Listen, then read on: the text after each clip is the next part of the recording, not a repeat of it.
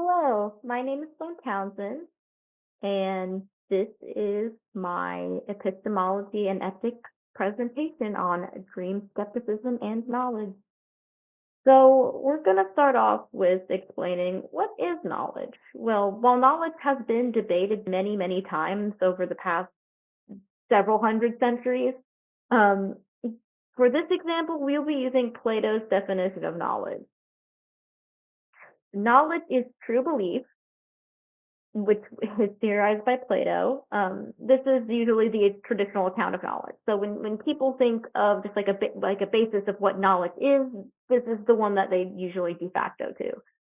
A person, S, knows proposition P if and only if P is true, S believes P, and S is justified in believing P. So saying Jack knows P but doesn't believe it sounds weird. Allie knows P, but P is false.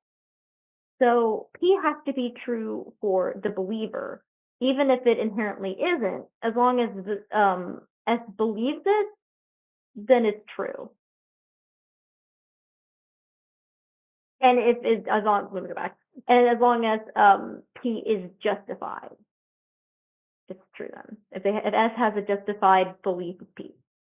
I went back. And so how does this apply to dreams? Well, if what we defined as knowledge is true, then what about dreams? Say you are dreaming about flying. In that moment, when you're dreaming, you truly believe you can fly, since you can identify what flying is in that moment. You can see the ground below you. You know that you're not using anything else to propel yourself in the air. You are flying.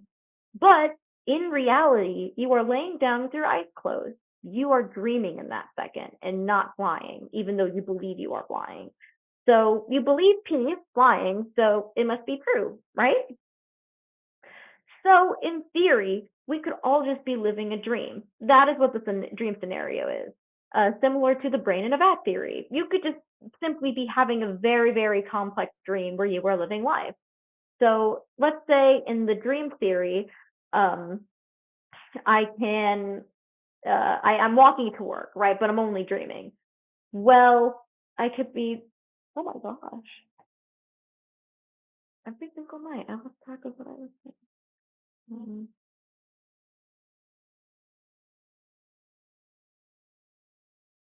So yes, as long as you, in your dream, believe that what you were doing is truly what you're doing, well then it must be knowledge, right? One of the biggest issues with the dream scenario has to do with knowledge. Knowledge, as mentioned, is a proposition that we know to be true, but those propositions have to exist first. You have to go out and experience those propositions firsthand, whether it be by someone telling you those propositions or you seeing something firsthand, or just based on your general awareness of what is around you. They have to exist first. Dreams cannot give you new experiences. Dreams only can happen if you had those thoughts before. And so when you were dreaming, you were going through those thoughts and experiences while they are actively not happening. In order for you to do that, you have to know what those things are first. And you can't gain new knowledge in dreams. It's all just based on what you already know. So that does disprove the dream skepticism theory. So in conclusion, while dreams rely on your own perception of propositions given to you, they are not a source of new experiences. Everything that you do in a dream is just based on your knowledge. So dreams are not knowledge. They use it. Dreams are not knowledge. They use it, but they are not like a source of it. Thank you so much for listening.